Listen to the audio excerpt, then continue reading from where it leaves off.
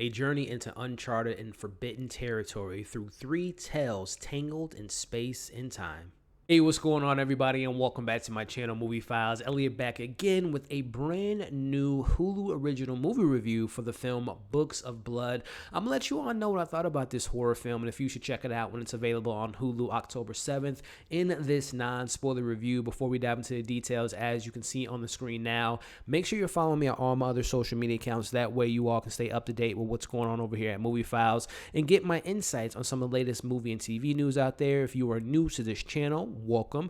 Definitely subscribe, hit that notification bell so you don't miss any of my other movie reviews, TV reviews, live streams, and all the fun things we do on this very channel. Make sure to give this video a thumbs up. Helps out the channel, but I also really appreciate it. And in the comments, guys, let me know what you all thought about this film, Books of Blood. Have you read the anthology books that this film is based on? Name me some of your favorite Clive Barker books and movies, and let's just have some great discussions in the comments below. So it is the special time of the year, Halloween, so it will be more Halloween theme type of movie reviews, TV reviews coming pretty soon. But let's talk about Books of Blood. Again, this is based on Clive Barker's acclaimed and influential horror anthology series and takes the audience on a journey into uncharted and forbidden territory through three uncanny tales tangled in space and time. So starting off with the positives, hey man, you know, there's some things to kind of be said about this film in a positive light. First and foremost, there are three stories, and I would say story one,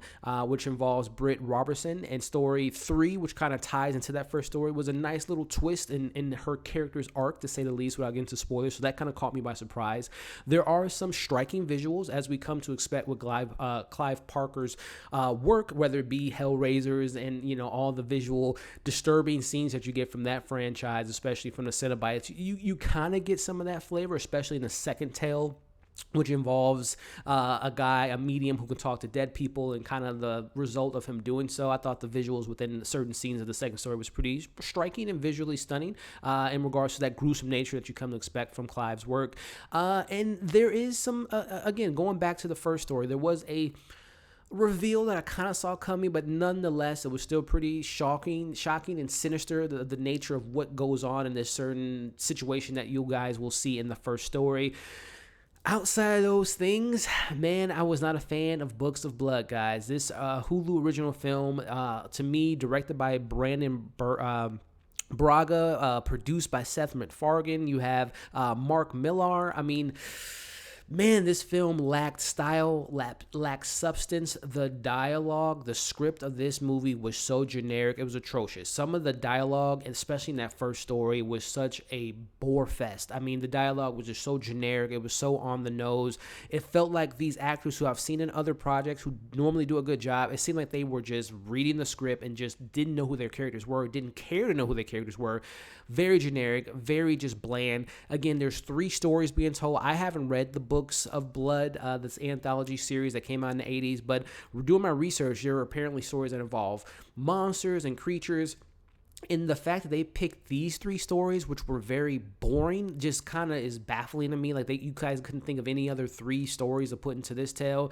Again, when you think of anthology movies or TV shows, normally you might not see like a point-on connection between the three, but this one, there is an interconnection story. But this one lacked a theme. There's normally like a allegory or a theme that kind of connects the stories, but this one is very convoluted. I guess they're trying to say that your darkest secrets come out into the light. What you do in the past can come back and bite you in the ass. I mean, if that's the message, it was very convoluted and very just generic. And that's my thing about this film. It's very bland. It lacks substance. It lacks style. The cinematography was very bland. Again, the script was atrocious. The acting, again, talented actors, and sometimes you get some actors that have some stinkers. Everyone in this project, to me, just did a terrible job in their role.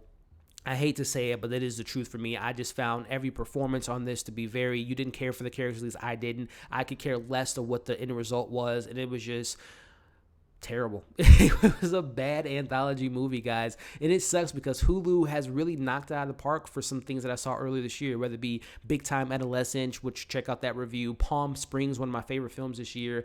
But then this film and then the Binge movie was just terrible. I'm thinking of 2 horror movies I saw last year from Hulu, whether it be Little Monsters, which I love Lupita Nyong'o, but I thought that film was just lackluster. And then Wounds with Armie Hammer, Zazie Beetz, Dakota Johnson. The horror films I've seen on Hulu have been trash, and this is in that trash bin with the other ones. So wrapping up this review, guys, I wouldn't recommend it, but hey, if you're a Clive Barker fan, if you like stories that lack substance and lack energy, and just if you want to watch a bad horror film, I guess this might be the film for you. So my overall score for this film is a 1.5 out of 5.